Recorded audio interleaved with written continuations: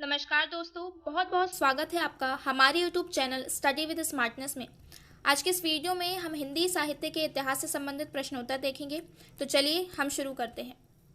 हमारा पहला प्रश्न है, छायावाद के प्रमुख 4 स्तंभों में किसकी गणना नहीं की जाती? जयशंकर प्रसाद, महादेवी वर्मा, सुमित्रा नंदन पंत या राजकुमार वर्मा? तो इसका राइट आंसर है राजकुमार वर्मा, जिन्हें छायावाद के इन 4 स्तंभों में गणना नहीं की जाती। जयशंकर प्रसाद, महादेवी वर्मा और सुमित्रा नंदन पंत के अलावा सूर्यकांत त्रिपाठी निराला छायावाद के 4 प्रमुख स्तंभों में आते हैं। नेक्स्ट क्वेश्चन है, अयोध्या से उपाध्याय हरिऔध किस युग के कवि हैं? भारतेंदु युग, द्विवेदी युग, छायावाद या प्रयोगवाद? इसका राइट आंसर है द्विवेदी युग। अयोध्या सिंह उपाध्याय द्विवेदी युग के प्रमुख कवि हैं, जो कि एक साहित्यकार के रूप में जाने जाते हैं। प्रिय प्रवास इनकी प्रमुख रचना है और जो कि हिंदी खड़ी बोली का प्रथम महाकाव्य माना जाता है। नेक्स्ट क्वेश्चन है, आदिकालीन कृत ढोला मारू दोहा की गणना किस साहित्य के अंतर्गत आती है? रासो साहित्य, जैन साहित्य, सिद्ध साहित्य या लौकिक साहित्य? इसका राइट आंसर है लौकिक साहित्य। ढोला मारूदा दोहा लौकिक साहित्य के अंतर्गत आता है। अगर हम इस ढोला मारूदा दोहा की बात करें तो ये एक लोक भाषा काव्य है, जिसमें ढोला जो कि एक राजकुमार था और मारवाड़ी नाम की राजकुमारी की प्रेम गाथा बताई गई है। इसमें श्रृंगार रस की प्रधानता है और पुरानी राजस्थानी भाषा का प्रयोग किया गया है। नेक्स्ट क्वेश्चन, भिखारी दास इनमें से किस प्रकार के काव्यकार माने जाते हैं?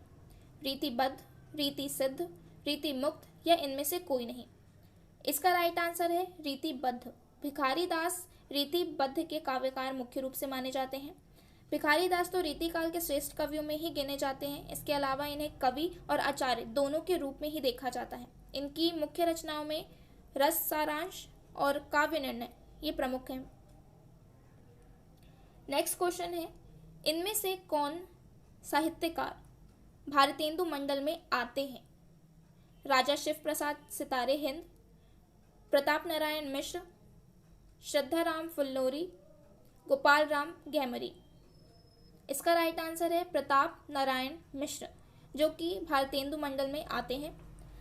भारतेंदु हरिश्चंद्र के जीवन काल में बहुत से कवि और लेखकों का एक खास मंडल बन गया था, जिसे हिंदी साहित्य के इतिहास में भारतेंदु मंडल के नाम से जाना गया। उसमें जो प्रमुख कवि थे उसमें प्रताप नारायण मिश्र के अलावा बद्री नारायण चौधरी, बालकृष्ण भट्ट, राधाचरण स्वामी जैसे कई विख्यात कवियों ने हिस्सा लिया था। नेक्स्ट क्वेश्चन है, वीर रस प्रधान प्रबंध काव्य हल्दी घाटी के रचयिता कौन है? बालकृष्ण शर्मा नवीन, सियाराम शरण गुप्त, श्याम नारायण पांडे, सोहन लाल द्विवेदी? इसका राइट आंसर है श्याम नारायण पांडे, जो कि इस हल्दी घाटी के रचयिता माने जाते हैं। हल्दी घाटी जो कि वीर रस का एक खंड काव्य है। इसमें हल्दी घाटी के दर्रे में जो महाराणा प्रताप और अकबर के बीच की सेना में युद्ध हुआ था उसका वर्णन किया गया है। नेक्स्ट क्वेश्चन है, इनमें से उपन्यास सम्राट किसे कहा जाता है? चंद्रधर शर्मा गुलेरी, राजा राधिका रमन प्रसाद सिंह, विशंबर नाथ शर्मा कौशिक या मुंशी प्रेमचंद्र? इसका राइट आंसर है मुंशी प्रेमचंद्र, जिन्हें उपन्यास सम्राट कहा जाता है। इसके अलावा इन्हें कलम के जादूगर के नाम से भी जाना जाता है। इन्होंने हिंदी कहानी और उपन्यास की एक ऐसी परंपरा का विकास किया है जिसने पूरी सदी के इतिहास का मार्गदर्शन किया है। नेक्स्ट क्वेश्चन है, रानी केतकी की कहानी के रचनाकार कौन है? सदा सुखलाल, ईशा अल्लाह खां, सदर मिश्र, प्रताप नारायण मिश्र? इसका राइट आंसर है ईशा अल्लाह खां, जो कि रानी केतकी की कहानी के रचनाकार थे। रानी केतकी की कहानी को हिंदी की प्रथम गद्य रचना मानी जाती है। हिंदी की प्रथम गद्य रचना। नेक्स्ट क्वेश्चन, भारत भारती के रचयिता कवि कौन है? महावीर प्रसाद द्विवेदी, अयोध्या सिंह उपाध्याय, मैथिली शरण गुप्त या भारतेंदु? इसका राइट आंसर है मैथिली शरण गुप्त, जो कि भारत भारती के रचयिता हैं। मैथिली शरण गुप्त जो कि राष्ट्र कवि के रूप में भी जाने जाते हैं, इतिहास में खड़ी बोली के प्रथम महत्वपूर्ण कवियों में से हैं। इनकी कृति तब भारत के स्वतंत्रता संग्राम के समय काफ़ी प्रभावशाली सिद्ध हुई थी। नेक्स्ट क्वेश्चन है, साकेत महाकाव्य की नायिका कौन है? शूर्पणखा, कैकई, सीता या उर्मिला? इसका राइट आंसर है उर्मिला। साकेत महाकाव्य में उर्मिला का वर्णन किया गया है। साकेत जो कि मैथिली शरण गुप्त द्वारा रचित एक महाकाव्य है, इसके लिए इन्हें मंगला प्रसाद परिपोषित भी दिया गया था। इसमें राम के भाई लक्ष्मण की पत्नी उर्मिला के विरह का चित्रण किया गया है। नेक्स्ट क्वेश्चन है, देवयानी किसकी रचना है? ठाकुर जगमोहन सिंह, भारतेंदु, राधा कृष्ण दास या सत्यनारायण? इसका राइट आंसर है जगमोहन सिंह। जगमोहन सिंह की रचना है देवयानी, जो कि एक भारतेंदु युगीन कवि थे। इन्हें भारतेंदु मंडल का प्रमुख कवि भी कहा जाता है। इनकी रचनाओं में श्यामलता और श्याम सरोजनी भी प्रमुख है। नेक्स्ट क्वेश्चन है, प्रिय प्रवास की कथा किस पर आधारित है? कृष्ण, मीरा, शिव या गणेश? इसका राइट आंसर है कृष्ण। प्रिय प्रवास की कथा कृष्ण पर आधारित है, जो कि अयोध्या से हरिऔध जी की हिंदी काव्य रचना है। और ये प्रिय प्रवास जो है वो महाकाव्य है जो कि खड़ी बोली में लिखा गया है। प्रथम महाकाव्य है जो खड़ी बोली में है।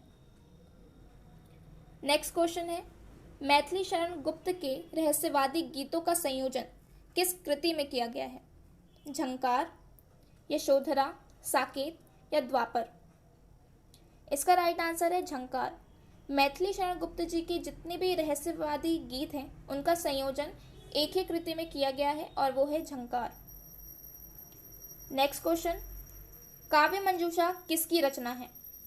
मुकुटधर पांडे, सोहनलाल द्विवेदी, महावीर प्रसाद द्विवेदी या जगन्नाथ प्रसाद? तो इसका राइट आंसर है महावीर प्रसाद द्विवेदी। काव्य मंजूषा के रचनाकार हैं, जो कि द्विवेदी युगीन रचनाकार माने जाते हैं। और काव्य मंजूषा के अतिरिक्त ऋतु, तरंगिनी और सुमन भी इनकी प्रमुख रचनाओं में से एक है। नेक्स्ट क्वेश्चन है, सुजान शब्द का बार बार प्रयोग किसकी रचना में मिलता है? बिहारी, पद्माकर, देव या घनानंद? इसका राइट आंसर है घनानंद। सुजान शब्द का बार बार प्रयोग घनानंद ने अपनी रचनाओं में किया है, जो कि एक रीतिकाल के प्रमुख कवि हैं। मतलब रीतिकाल की जो 3 प्रमुख काव्य धाराएं थी, रीतिबद्ध, रीति सिद्ध और रीति मुक्त, इसके अंतिम काव्य धारा के ये अग्रणी कवि कहे जाते हैं। इनकी रचनाओं में जो मुख्य हैं वो सुजान हित, प्रेम पत्रिका और प्रेम सरोवर हैं। तो आज के प्रश्न हमारे यहीं खत्म होते हैं। देखने के लिए बहुत बहुत धन्यवाद। Thanks for watching study with smartness. Please like, share and subscribe.